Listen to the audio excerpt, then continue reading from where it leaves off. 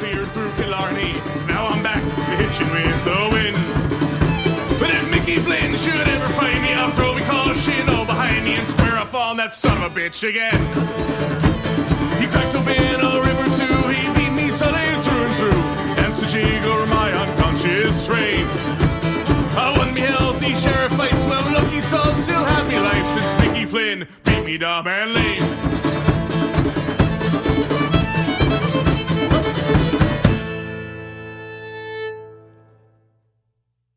What is up, everybody? Welcome to another episode of the Always Next Year podcast, Disciples of Ed, talking Flyers hockey here with a draft recap. I am your host, Rob. I am joined by Steve. How is it going, Steve? Good. How you doing? Sorry to almost cut you off there. All good, man. All good. A little bit of confusion here that we were dealing with, but starting this show right now, we're going to be recapping the Flyers draft in which they made a couple surprise moves. And we'll also be talking about a trade that they recently made and also the backup goaltender situation. So we'll start off. First of all, you can find us on Twitter at ANY Podcast. You can find our personals. I am at radio_Rob. Steve, where can we find you? At Schmitty324. And you can follow us on iTunes, Twitter, Spotify, all those places that have podcasts. We're up there. Please rate and review us. And you can also find us online at www.alwaysnextyearpodcast.com. You can check out my recent article that I just put up, my 15 thoughts, which I'll be putting up once a week. But getting back to the topic at hand, the NHL draft, the Flyers had the number 14 overall pick in the first round. A lot of people thought that they're going to go Cole Caulfield. They ended up passing on him. A lot of people thought Peyton Krebs. They passed on him. Ended up drafting left-handed shooting defenseman Cam York. And Steve, what is your thought on this? First of all, passing on Caulfield and Krebs, and then the selection of Cam York. Well, I thought passing on Krebs was fine given his injury and given that Caulfield was available. Caulfield was my choice at the time, basically because I didn't think he would fall to us at all, let alone us trading back and him still falling back to us. But I was even tweeting about it. Please take Cole. Please take Cole. I think we all were. Yeah. And, Cam York, the more I look and read and watch about him, the more I'm okay with it and very excited for what he can be in the future. But I just don't think it's smart to pass up 72 goals. But then there's the flip side where we are very deep at the forward prospect kind of core. And defense is kind of, in the prospect pool is fading away because they're all graduating basically this year, and there's maybe like 3 others that we have left, and Cam York can kind of rekindle that, especially with how good he looks and how good he could be. How about you? I know you were all about Cole from the beginning. I was all about Cole, yes. I was all about Caulfield from the get-go, so really disappointed to see them pass on Caulfield, but after looking at the scouting report, after looking at the highlight videos, Cam York's a hell of a hockey player. And so it softens the blow a little bit. I'm not disappointed in selecting Cam York. I think he's going to end up developing into a very serviceable defenseman. Yes, I would have loved to have Caulfield. 72 goals is a lot to pass up on, as you said. But I'm not disappointed in the pick. I'm not unhappy with it. I could have been happier, yes, but I am not unhappy with the draft pick. Yeah, and Cam York, he looks like he could be like Tyson Barrie with a better defense, I would say, so far based off what I've seen and read, which would be very nice to have in a few years to go along with what we already have in our defensive core. Yeah, he's drawn a lot of good comparisons. He's even drawn comparisons, at least in terms of his player model, to Brian Leach. He's drawn comparisons to Mark Giordano, who just won the I forget, it's lost on me right now. The Norris the Norris Award. Mark Giordano, yes, a very good defenseman up in Calgary. So that's some high praise for Cam York, and whether or not he'll actually live up to that remains to be seen. But the fact that he's being compared to those kinds of players, that's a promising thing, and that gives me good reason to have faith in his ability to develop and become a solid defenseman. Me too. And what really impressed me from what I saw was his backhand passes. They were always on point and to the right people. I mean, granted, that was a very deep team he was playing for, but he just seemed to be very accurate on the backhand. He knew when to jump in the rush, and he always just found that sweet spot to get a goal or another assist. Another thing that I saw about him in the scouting report, and that I was able to see also with the eye test as well, looking at his highlight videos, is defensively, he's very good at using his stick to cut down passing lanes and to give his opponents less space in which to maneuver with the puck. And that's something that some of these Flyers defensemen that they have right now kind of struggle with a little bit. They're not really great at using their stick to break up plays, and Cam York being a guy who can do that, that's something that this Flyers defense could really use. Yeah, I definitely agree. I definitely think as long as we keep, Provorov, Sanheim, Myers, hopefully Ghost, I think York would slot in really well with them years down. Yeah, absolutely. Like I said, it's not a bad pick, Cam York. Caulfield would have been, I think, the better guy to go for, but I think this pick is going to pan out personally. So that's who the Flyers went with at number 14, defenseman Cam York, a left-handed shooting defenseman. Number 34, and this is a pick that I love, and I think a lot of other people love as well. They go with the undersized but goal-happy right wing, Bobby Brink. What is your thought on this pick? They kind of made up for not picking Caulfield, an undersized straight scorer, and picking Brink, who's also undersized, but he also scores goals. But also he's always in the right area in the offensive zone, and he is very seemingly tenacious on the puck in general, whether it be offensive or defensive. And that's something I really like, especially given his frame. It seems like he does have to work on his skating, but it didn't really look like too much of an issue to me.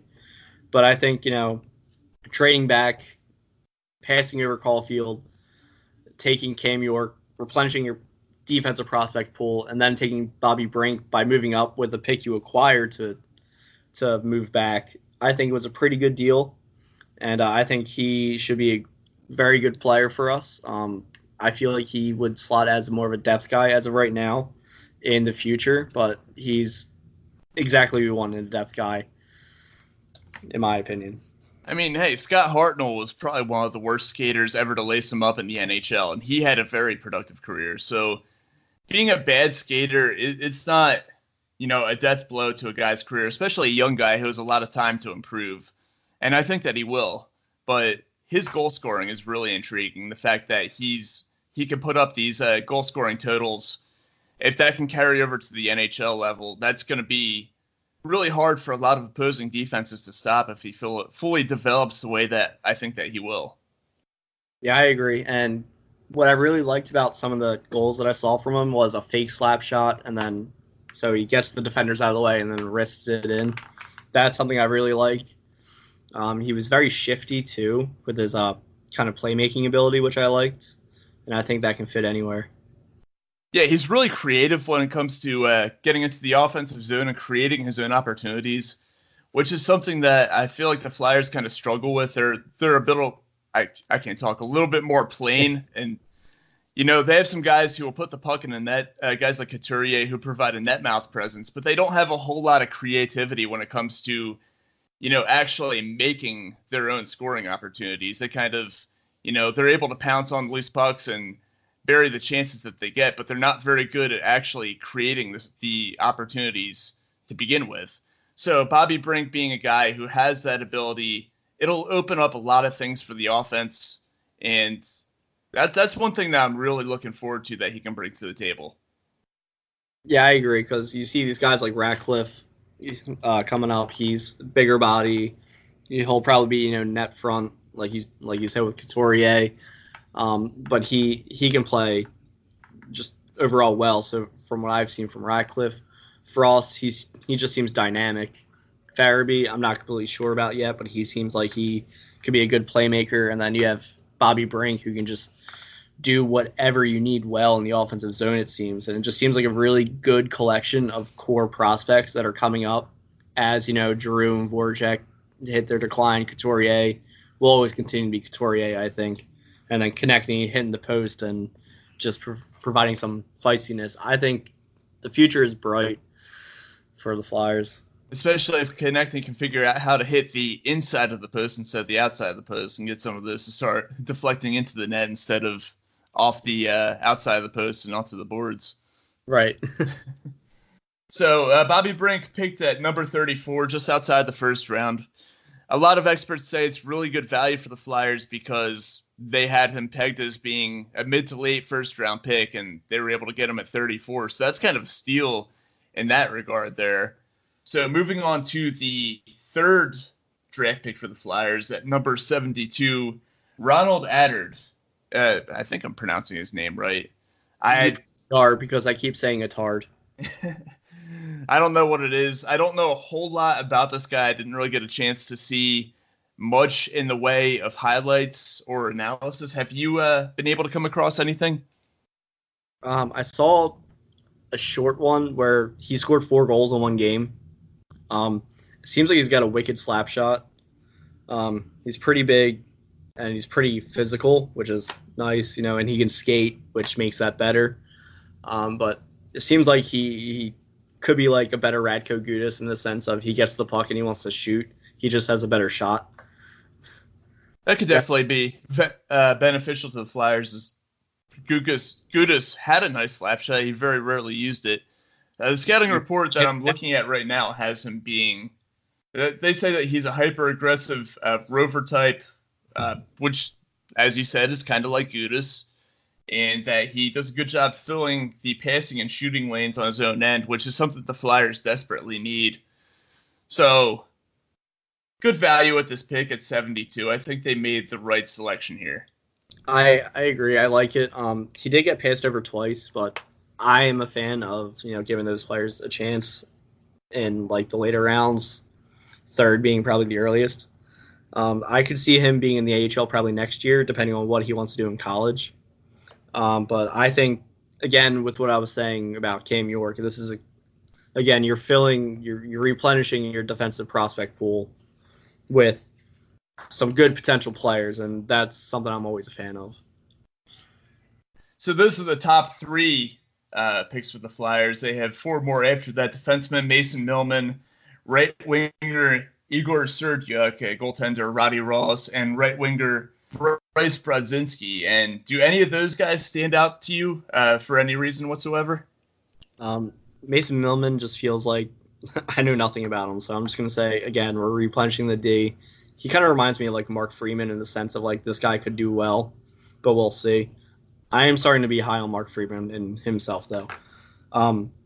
Igor Serdyuk really intrigues me as a 6th round pick. I feel like he probably could go in like the 4th round from what I was reading, like as high as that. It seems like he's got skill. He can score. It's just a matter of getting stronger, but he has all the offensive tools to like get him there. So that really intrigues me. Kind of reminds me of Oscar Lindblom in a late round pick that has very, very high potential. So that one excites me. I'm always down for picking a goalie in the later rounds. So Roddy Ross, I know nothing about him, but you never know with goalies, especially in the later rounds. And I can't really speak about Bryce Brodzinski. It's really rare that you find someone in the 7th round. So hopefully he can pan out into like a player. Yeah, hopefully he's some sort of a diamond in the rough.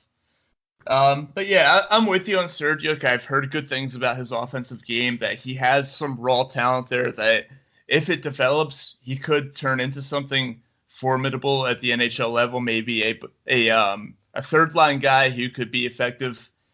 So it'll be interesting to see how he pans out, how his game develops. I think that the ceiling for him is a bit higher than most of the players who get picked around that 165 area. It's just a matter of, will he actually make that talent, that raw talent, come to fruition at the professional level? And that's something that it probably won't become evident within the first year, maybe even 2 years. So we'll start to look at that maybe around year 3 or so, maybe year 4, and see where he's at in terms of his development. But yeah, certainly potential there with the right winger Igor Serdyuk. Yeah, and it's also always, you have to play in the Russian factor, even though it's kind of diminishing in itself. But the 6th round pick, he is in juniors, but if he doesn't get an opportunity, he could very well end up just a career KHLer. So you never know, but it's only the 6th round. Yeah, so if he ends up being a productive guy at the NHL level, then you certainly got a good deal there with a 6th round draft pick, number 165 overall. Right. High risk, very low reward. Or no. Exactly. No. I said that backwards. High reward, like very low risk. All right, so that's a quick run through of the 7 Flyers draft picks. What would you give the Flyers as an overall grade for their performance at the draft? Probably B-. Any reason why you go B- instead of, say, straight up B? Because they traded the trades they made before the draft, probably. Mainly the Justin Braun one where they lost the 2nd round pick this year. I think they could have really done well with another 2nd round pick this year. I do like the moving up, but I just think, adding another 2nd round pick in this draft would have greatly helped them continue on with their prospect pool, or even just turning that into something else. So it's nothing against the draft that they did itself, but it's more so they could have done more had they just waited on a Justin Braun trade. So that's certainly a very valid point about the trades that they made before the draft. I'm not going to take that into consideration with my grade. I'm going to give them a B, just based on the fact that it would have been a B+ if they went with Cole Caulfield. I think that Cam York over Cole Caulfield, as much as I do like the upside that Cam York has, it's a questionable decision. I think you missed out on a lot by not drafting Caulfield. But like I said before, Cam York certainly has the potential to become very good in his own right. So right, and going with the B could have been a B+. Yeah, and I'll say I might have went a little bit lower, but I do like that they're realizing that their forward prospect pool, like I said, is so deep right now, and their defensive part of the pool kind of diminished. They are replenishing it. I do like that aspect of it.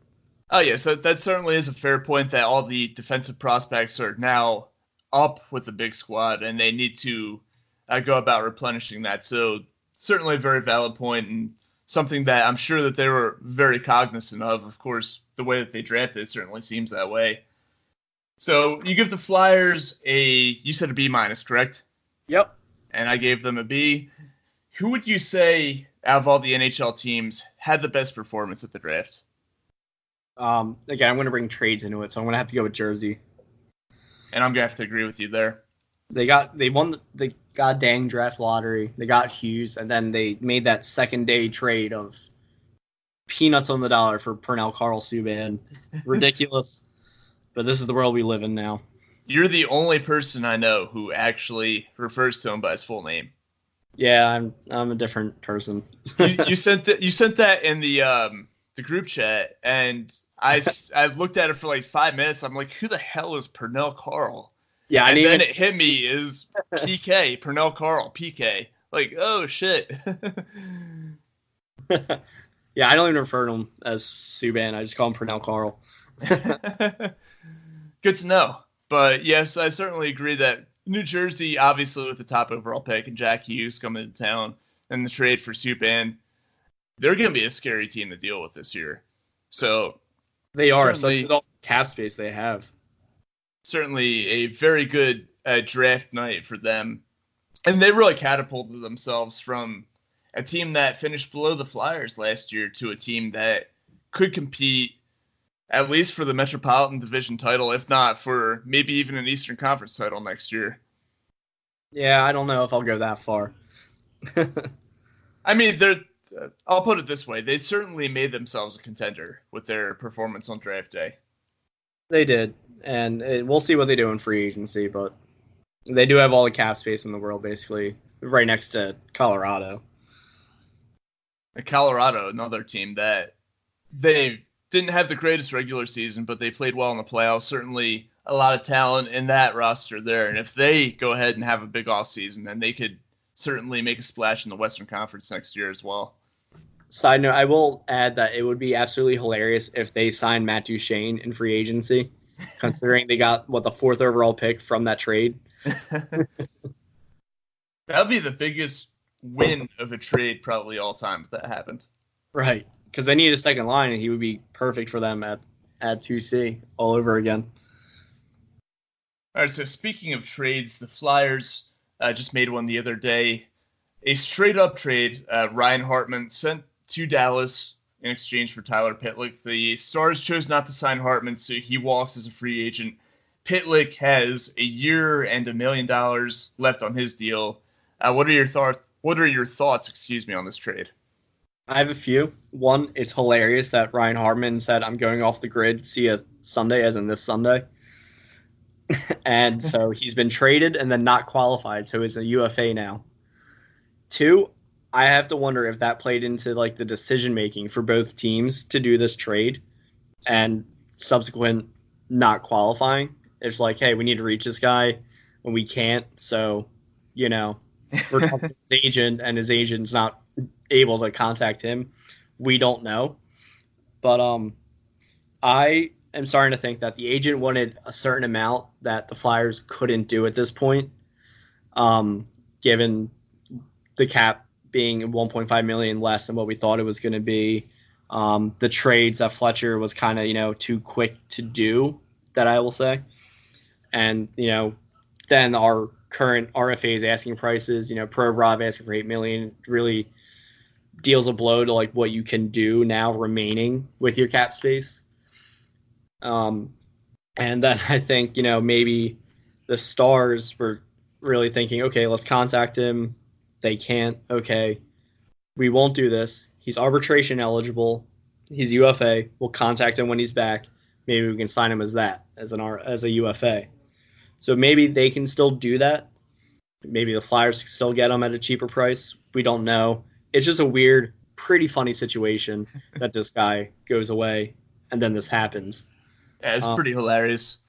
Yeah, Tyler Pitlick, I kind of like. I think he scored 14 goals the other year. He had 8 in like 40-ish games. He seems pretty solid defensively. If he doesn't work out, say a rookie like Abi Kubel beats him out for that fourth line right wing spot, he's a great 13th forward, or even he can go to the AHL for basically nothing against the cap. Yeah, Pitlick is a good fill-in player, a guy who can get some minutes on the third line, fourth line, wherever they need him. Down there in the bottom six, only a $1 million cap hit. So right now the trade basically amounts to a $1 million salary dump for Dallas, which is kind of funny because I don't think they're in any sort of a cap situation down there. Oh, no. They could sign. I think they're still talking to Zuccarello. Yeah, they're on the verge of spending big money on Zuccarello down there. But yeah, going back to Tyler Pitlick, I've had the opportunity to watch him play a few times when they've been on national television. He's a decent player. I think he offers some of the same things that Ryan Hartman offers, maybe a little bit more talent on the offensive end, a better ability to put the puck in the net. So it'll be interesting to see how he fits Alain Vigneault's system. And if he doesn't, like I said, hey, it's only a $1 million cap hit on a one-year deal. They can just part ways with him after the season. Right. And even if, he gets beaten out by these rookies, he can just go to the AHL, be a solid player there for the Phantoms. Yeah, help the Phantoms win a Calder Cup. Yeah, it's going to happen this year. I'm getting season tickets. They keep calling me. They got to get through to you eventually, right? Yeah, it's only been 3 calls. It's only been 3. Geez, I got like maybe 25 from the Flyers last year. It's been in the past week and a half, though. So. Oh, man.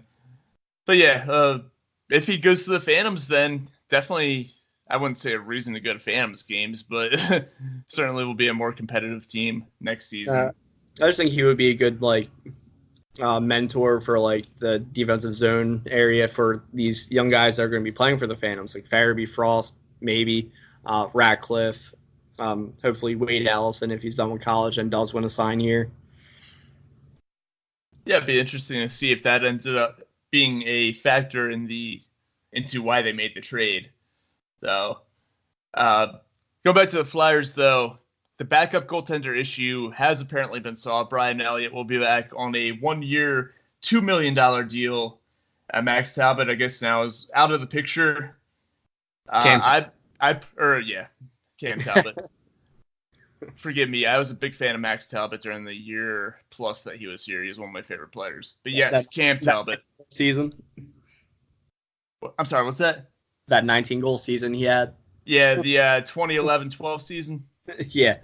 I love Talbot too here. He was great here for what he is as a player. I had no issues with him. But yeah, Cam Talbot, not in the plans for the Flyers, which is a shame. I actually wanted him to be the backup to Carter Hart next year, just because the fact that they had a working relationship, they worked out together. Also, Cam Talbot had experience playing under Vigneault. But they go the route of Brian Elliott, and it's not the worst thing in the world. Elliott is a decent goaltender when he's healthy. What are your thoughts on that move? I really don't mind Brian Elliott as the backup. $2 million, maybe a bit more than I would have given him this year. Based off, I can't trust him to be healthy. But I think he really solidified the Flyers wanting him to be the backup in his play the last few weeks of the season, especially when Carter Hart got injured and then Elliott just happened to be healthy again. He did play pretty solid for us. Cam Talbot never really got a chance here. I wanted him to be our backup for a reasonable contract. I was hoping like 2 years around this $2 million-ish. But he wants to be a number one again. I wanted him for the AV. What's the word? Familiarity. Because he had his best years, one in Edmonton, one his final year with New York, backing up Lundqvist. He had an insane year as a backup then. Again, he's like buddies with Carter Hart. I thought that would have been a good relationship to have. But he's pursuing a chance to be a number one goaltender, which I don't blame him. I saw he's talking to Calgary. That's probably his best chance to be close to a number one again. It doesn't mean that the Stolarz for Talbot trade was a waste. Stolarz is a free agent this year. I don't foresee him getting an NHL job anywhere. And it was just a matter of, hey, you don't really have much of a future here, Anthony. So we're going to trade you to see if this guy can be our backup for Hart next year. Didn't really work out for both teams, so it is what it is. But as long as Elliott can stay moderately healthy and give us 20, 25 games, I don't think it's a bad deal. I'm just scared of the moment he gets hurt and then Alex Lyon is the backup. Your favorite goalie, Alex Lyon. Best Phantoms goalie right now. Hey, he did have, 90-something saves in a playoff game? Yeah, he did have that ridiculous game. That's why Lehigh Valley will love him forever, and he can stay in Lehigh Valley forever, but I consider him the new Neil Little. I just don't want Alex Lyon playing more than 5 games for the Flyers this year or probably ever again. I did tweet out once I saw the Elliott contract that my prediction for games played would be Carter Hart 57, I think Elliott 16, and then Lyon 9, because that's me anticipating Elliott getting hurt. I think 9 is a fair number because, I agree. Elliott's going to get injured at some point. He's going to pull a groin or something like that, and he's going to be out for a month. So, right. And then, Alex Lyon will be in and probably won't get a whole lot of playing time because they'll probably just ride Carter Hart, which, as we've seen before, is not the best thing to do with a goaltender. Right. But hopefully he's better with that. Yeah, hopefully Elliott can just stay healthy. I don't have any money on it, though. Neither do I. All right, so we're about to wrap up this episode here. We'll go to our rant session, which is basically just us ranting about things that bothered us in the past week or so, or since the last time we recorded, which I think was last week. So, Steve, anything on your mind that you want to rant about and get off your chest? Uber drivers, I don't need you to call me telling me where you're at. I can see on the app. Don't tell me you're dropping off someone when I can see that you're not, unless you're doing this off like the Uber thing. But I literally had you twice before. You don't need to call me again. I understand, whatever. Just do your job. Come pick me up and then drop me off. That's it. That's all that needs to be done. You know what's funny? I literally just signed up to be an Uber driver, so duly noted. Duly noted. Like, some like ridiculous like distance. Like, hey, I'm like 15 minutes away. Is that okay? You might want to like get someone else. That's okay. Yeah, that's one thing. But if you're waiting outside a person's house and you've been there for 5 seconds, you don't need to go ring them. Hey, come on out. They probably see on the app that you're there and they're on their way out already. And you can also send a message saying, I've arrived. But this guy was calling me like he just picked up. He's, say, 7 minutes away, and he's calling me, telling me this. I'm like, I can see that. Okay. I don't need you to call me. We don't need to interact before I get in the car. Okay, well, duly noted there as I begin my career as an Uber driver. Well, hopefully not a career, but a little something on the side to make a few bucks. But certainly a very worthy thing to rant about. And my rant actually is also going to be related to drivers, not Uber drivers, just drivers in general. I can't count how many times in the past week that I've been driving down the road, doing what I normally do, maybe 5 miles an hour above the speed limit. I'm coming up on an intersection, right? And there's nobody behind me. The car at the intersection could easily wait for me to pass before making their turn. And yet they insist on making their fucking turn in front of me. And then when you know it, they end up going like 5 miles an hour slower than I was going. So I've got to slow down for their stupid ass because they couldn't wait. Like, come on. If you're at an intersection and there's one car coming up, you can wait to make your turn. There's no reason to be all aggressive and try to turn in front of somebody when you don't need to. Yeah, I totally understand that. I've seen it plenty of times. Yeah, just grinds my gears a little bit. All right, so any final thoughts? I'm sorry, what's that? Before. I'm sorry, what's that? I've seen Shane yell and scream about it before. Oh, I do the same thing. I definitely do not blame him for that because I do the same thing all the time. It's something that really pisses me off. So any final thoughts on the Flyers or anything hockey related before we wrap this one up? None that I can think of right now besides I'm kind of liking the good part of the whole no cap space anymore after the RFAs is this should give a chance for our young kids to get a shot at the third right wing spot. And I think that's kind of promising as long as Lane Vigneault plays them. And it is good to have nobody like a Jory Laterre, Dale Weiss be like preventing them from getting this chance. So in that way, I'm looking at the positives right now. So yeah, that's a valid thing to talk about. You could give one of these kids kind of a baptism by fire thing, which I alluded to in my 15 thoughts in relation to baseball, but it could work in hockey as well, as long as that young player, whoever it may be, is actually getting playing time and not just sitting up at the press box. Because if they're just sitting in the press box, that's a waste of time for them. They could at least be down at the AHL level collecting valuable playing time there. But if you have a young guy and you have a chance to give him some ice time, you got to do it.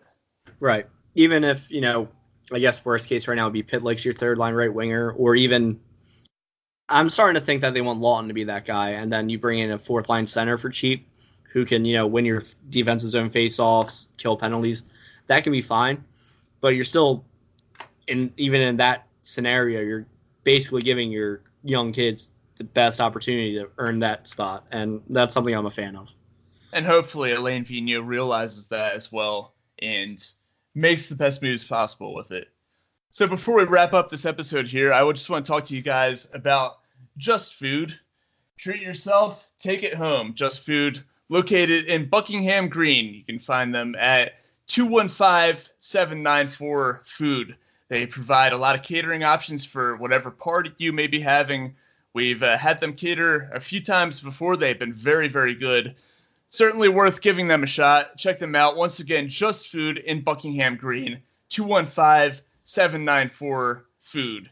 So that'll wrap it up for this episode of the Disciples of Ed. You can find us on Twitter at ANY Podcast. You can find our personals, myself at radio_Rob. Steve, once again, where can we find you? At Schmitty324. Okay, and you can find us on iTunes, Spotify, Spreaker. I'm sure I'm missing a couple others, places where you can listen to podcasts please go on iTunes, give us a rating, give us a review. Next rating gets a picture of my beautiful face that you can put wherever you want. I suggest if you're a female, hanging it above your bed so you can look at me as you go to sleep at night. And you can also find us online at www.alwaysnexttoyourpodcast.com. Thank you for listening to this episode of Disciples of Ed. We'll catch you again next week. A fighting man I used to be, revered and feared through Killarney. Now I'm back to hitching with the wind. But if Mickey Flynn should ever find me, I'll throw me caution all behind me and square off on that son of a bitch again. He cracked open a river too, he beat me Sunday through and through, and so jiggle my unconscious frame. I won me healthy sheriff fights, well lucky son still have me life since Mickey Flynn beat me dumb and lame.